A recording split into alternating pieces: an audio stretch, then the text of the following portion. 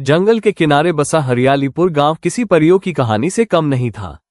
छोटे छोटे घर, हर घर के सामने फूलों से भरे बगीचे और चारों ओर हरियाली ही हरियाली। इस गांव में लोग ज्यादा नहीं थे, पर जो थे दिल के बड़े थे। सब एक दूसरे की मदद करते, दुख सुख बांटते और मिलकर त्योहार मनाते। लेकिन इस पूरे गांव की सबसे अनोखी बात थी छोटा नीको। नीको बस 5 साल का था, पर उसकी बातें और सोच देखकर बड़े भी चौंक जाते। हर दिन उसकी आंखों में कोई नया सवाल होता और हर चीज उसके लिए एक नया रोमांच। वो कभी तितलियों का पीछा करता, कभी मिट्टी से किले बनाता और कभी पेड़ों से बात करता जैसे वो उसकी पुरानी दोस्त हो। लेकिन गांव के बाहर जो जंगल था वो बिल्कुल अलग दुनिया थी। वो जंगल इतना घना था कि सूरज की किरणें भी अंदर जाते वक्त सोचती थीं। गांव वालों के बीच सालों से यह बात घूम रही थी कि उस जंगल में कुछ रहस्यमय घटता है। कुछ कहते वहां एक भटकी आत्मा है, कुछ कहते जादुई प्राणी, और कुछ तो कहते किसी जमाने में उस जंगल में कुछ भयानक हुआ था जिसकी परछाई अब भी वहां मंडराती है।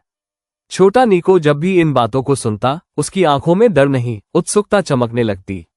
अगर सच में कोई आत्मा है तो वो अकेली क्यों है? अगर कोई आवाज आती है तो वो किससे बात करना चाहती है? क्या उस जंगल को दोस्त की जरूरत है? नीको की दादी उसे समझाती, बेटा, हर जगह जाने की नहीं होती, कुछ रहस्य रहस्य ही रहने चाहिए। लेकिन नीको को समझना नहीं, जानना था। एक रात गांव में मौसम अचानक बिगड़ गया। काले बादल, तेज हवाएं और बिजली की गड़गड़ाहट ने सबको घरों में बंद कर दिया। ऐसे में नीको अपनी खिड़की से बाहर देख रहा था। तभी उसने सुनी वही आवाज। न कोई साफ शब्द, न कोई पहचान, बस एक हल्की सी पुकार, नीको। उसके दिल की धड़कन तेज हुई, लेकिन डर नहीं लगा। वो चुपचाप उठा, अपनी छोटी लालटेन ली, रेनकोट पहना और बाहर निकल गया, बिना किसी को बताए।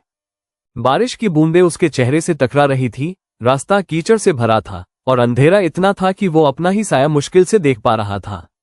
लेकिन नीको चलता गया, उसी जंगल की ओर। जैसे ही नीको जंगल के भीतर दाखिल हुआ, उसे अजीब सी सरसराहट महसूस हुई, जैसे हर पेड़ उसकी मौजूदगी को पहचान रहा हो। उसकी लालटेन की रोशनी बहुत धीमी थी, लेकिन उसके कदम रुक नहीं रहे थे। एक पुराने पेड़ के पास पहुंचते ही हवा अचानक थम गई। सन्नाटा इतना गहरा था कि नीको को अपनी सांसें सुनाई दे रही थीं। और फिर उसने देखा, एक छोटा बच्चा, ठीक उसकी तरह। वही आंखें, वही मासूम चेहरा, वही लाल रेनकोट। नीको उसकी ओर बढ़ा और पूछा, तुम कौन हो? बच्चा मुस्कुराया, लेकिन जवाब नहीं दिया। और फिर धुएं में बदल गया। चारों ओर हंसी गूंजने लगी, न डरावनी, न प्यारी, बस अजीब। पेड़ों के बीच से आवाजें आने लगीं। किसी ने नीको का नाम लिया, किसी ने उसे पुकारा, किसी ने बस सिसकी भरी। तभी पेड़ की जड़ों के पास एक उजली रोशनी जली। वो वही लालटेन थी जो एक जमाने में रामदीन चौकीदार की मानी जाती थी, गांव का पुराना रक्षक, जिसकी कहानी अब सिर्फ दादी की बातों में रह गई थी। कहते हैं उसका बेटा कभी इसी जंगल में खो गया था, और फिर रामदीन भी। नीको धीरे से लालटेन के पास गया और उसने देखा, मिट्टी पर लिखा था, डर वो होता है जिसे तुम दिल में जगह दो। मैं अब अपने बेटे के साथ हूँ नीको, अब तुम रक्षक हो। सूर्यास्त अगली सुबह जब सुबह हुई और गांव वालों को पता चला कि नीको गायब है, सब घबरा गए। ढूंढते ढूंढते लोग उस पुराने चौकीदार घर तक पहुंचे, जहां अब कोई नहीं रहता था। वहीं उन्हें नीको की छोटी लालटेन जली हुई मिली, ठीक चौकी के दरवाजे पर। और पास की मिट्टी पर लिखा था, मैं अकेला नहीं हूं, डर से नहीं, दोस्ती से गया हूं। अब कोई और नहीं भटकेगा। नीको कभी नहीं मिला, लेकिन कहते हैं हर रात उस चौकी पर लालटेन जलती है।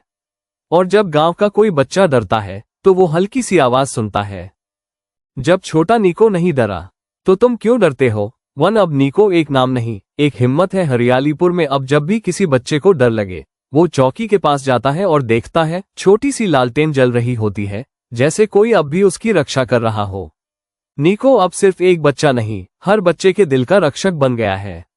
और हर बार जब कोई बच्चा किसी रहस्य से डरता है, वो खुद से कहता है, अगर छोटा नीको दोस्त बना सकता है तो मैं भी